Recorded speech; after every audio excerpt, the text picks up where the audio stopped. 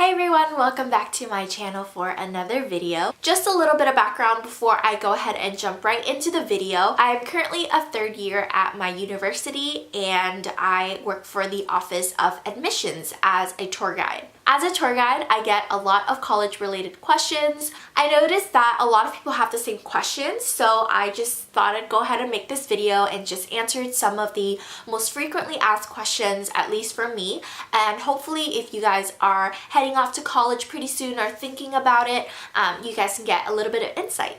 Just a little disclaimer before we go ahead and get started into the questions. I just wanted to say that this is solely based on my personal opinions and also my experience at my university. Obviously, every single college and university is going to be different, so just take this video with a grain of salt. If you guys are not familiar with my face, hi, hello, I'm Ray. My voice just cracked right there. That is not attractive. It'll be really cool for you to join the family and just hit that subscribe button down there, that little red button, and it will notify you whenever I upload a new video. So let's go ahead and get started into the questions. Alright, so I get this question a lot from my high school seniors, and that is, should freshmen live on campus? I'm just gonna go ahead and go right out and say it, and that is yes. You should live on campus if you have the chance to. Personally, I lived on campus my very first year, and that was probably the greatest decision I've ever made. In dorms or residential halls, there are going to be several residence assistants, or we like to call them RAs.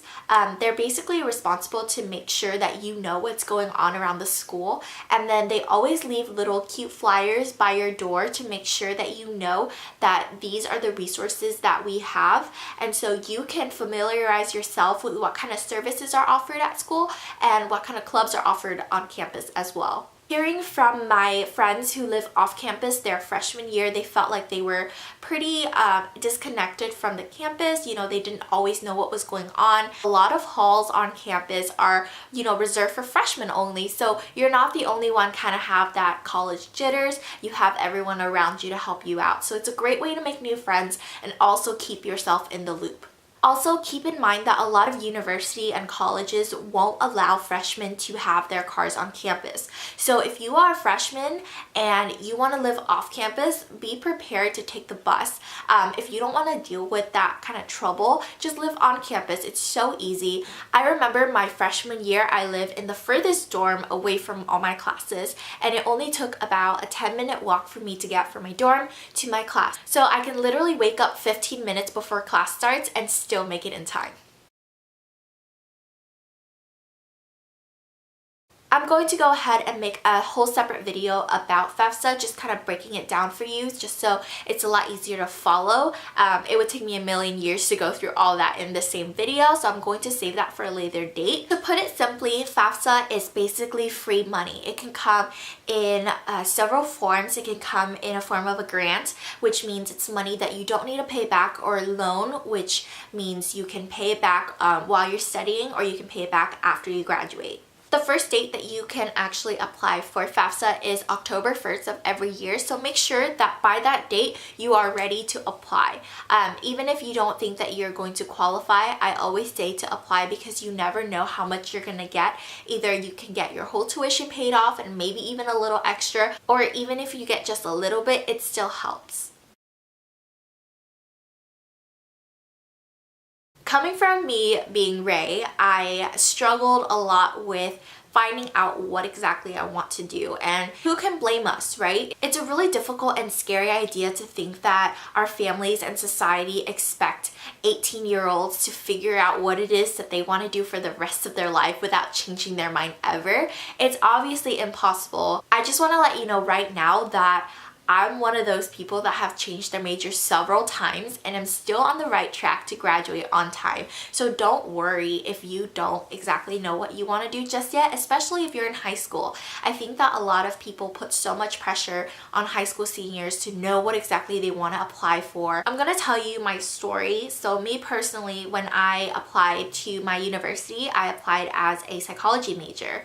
I got in as a psychology major, and from the time that I got in when I was still a senior in high school to the time that I attended my very first class, I decided I didn't want to go psychology anymore. I don't know what I want to do.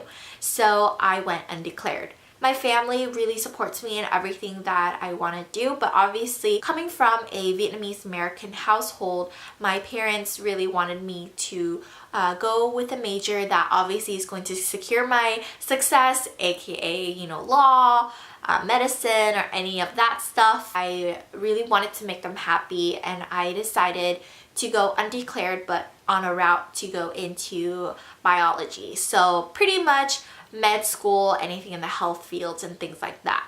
Fast forward to the end of my freshman year, I had taken one bio class, one chemistry class, and a calculus 1 class, and it was so difficult. In high school, I was a very good student. I graduated from high school with a very high GPA, and I wasn't that bad, you know, in biology and chemistry. I was actually pretty good. But college rolled around, and I was not prepared for the depth that the teachers was going to go into the material, and I couldn't understand it. I went to tutoring, I asked for help, I studied, read the book, but I still struggled in those classes, and that's when I decided that biology just wasn't for me. You know how some people say, oh, college is not for me, this is not for me?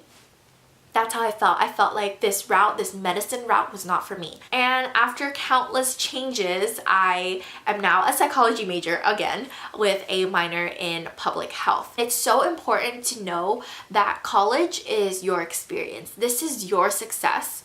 So you do things for you. I know, like you want to make your parents so happy because they've given so much for you, but yet this is the life you live. So do it for yourself. Okay, this question I relate to so much because that was me. I didn't understand Greek life. I didn't understand what it was. I was just like, what's that, you know? And I mean, I figured out that it was fraternities and sororities, but I still didn't understand what it was. Side note, I'm actually a contributing writer for a multimedia platform called Chopsticks Alley, and I am in charge of the college life column on there. So I'm going to go ahead and link my articles down below because I did talk about smarter ways to study, basically anything college related. I also talked about Greek life and what it means to me and what it was and all of that. So if you guys want more information, I'm going to link that down below, so go ahead and check that out. I think the media portrays fraternities and sororities as a sort of cult with hazing and crazy partying and all of that, and I don't want to discourage any of you guys from joining because you think that's true. I don't know if I'm making any sense right now, but I do know that crazy partying is going to happen wherever you go. At every single university, there are going to be parties. Like, it's part of the college culture. So I don't want you guys to go into college thinking that only fraternities and sororities people party. Does that make sense? I'm in both a co-ed professional fraternity as well as a social sorority, and I'm not a crazy partier. So it really depends on you and what you want to make of your college experience. Again, I'm not going to go into depth about sororities and fraternities. If you guys have any questions, I'll be happy to make another video completely separate from this and just explain about that because it's something that I'm very passionate about. Otherwise, you can check out my articles linked down below. I guess to answer the question, if you are thinking of going through recruitment or going through a Greek life, but you don't really know if it's for you, look for people who are in Greek life and talk to those people. Ask questions. Ask what it is that their organization's philanthropy is. What is important to them? What values do they have? And see if that resonates with you. If you feel comfortable and awesome talking to them, then that may be the right organization for you, or you might belong in Greek life. If you don't feel like it's for you, then it's not for you, and that's completely okay. Alright, so this question I literally get asked every single tour. When I was applying for college in high school, my university was not even on my list. I was just like, no, I want to go to a big school, I want to go to the city, you know, I want to get away, I want to get far away, I want to go to, you know, a private school, a bigger school like UCLA and all of that stuff.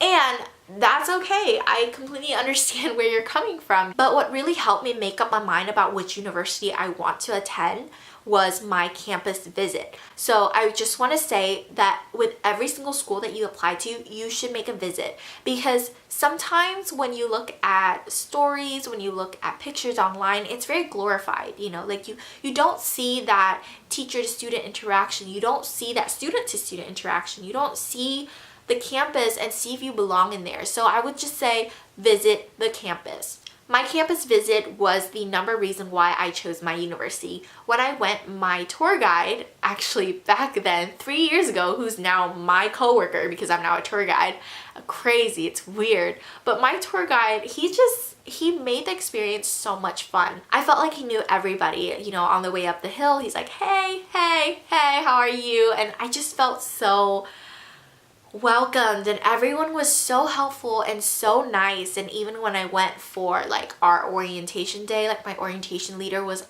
awesome, and I felt very comfortable. I felt like I was at home. This is gonna be my home away from home. I really picture myself being here for the next 4 years. That's the feeling you want to have, because if you don't feel comfortable, if you feel pressure, if you feel sad, if a school makes you nervous, you know, anxiety, all of that, then that's not the school for you, because you're going to be here for 4 years and you don't want to spend 2 to 3 years here and realize it's not the school for you, because then by then it's too late, you know? Second thing that made me choose my university is the financial aid. The financial aid package that was offered to me was a great amount of money. I am currently basically going to college for free right now.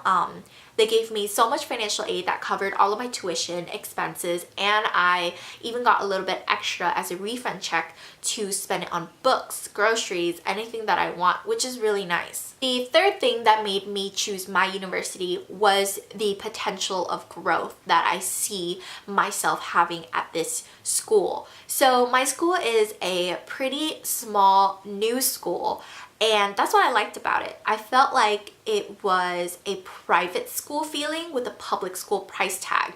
And I've gotten so many crazy opportunities since coming here. It's typically a little bit more challenging and competitive at a larger university to receive research opportunities, internships, and even leadership opportunities.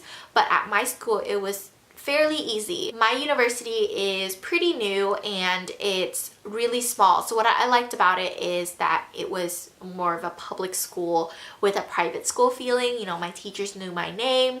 I was able to make connections really easily by just going to office hours, you know, asking them how their day was, what it is they do outside of the classroom. I've gotten so many interesting and awesome opportunities at my university. I was the treasurer for my sorority and currently a public relations chairman, and I rushed for a co-ed professional pre-health fraternity, and it's crazy. Like, I joined a pageant, which is so random, but I have gotten so many different opportunities through my university, and that's what I look for in a university, because I think that a university is kind of your support, you know, like it helps lift you up and it helps guide you to the right places that you need to go in order to do what you want to do when you graduate. So I felt like that was the right place.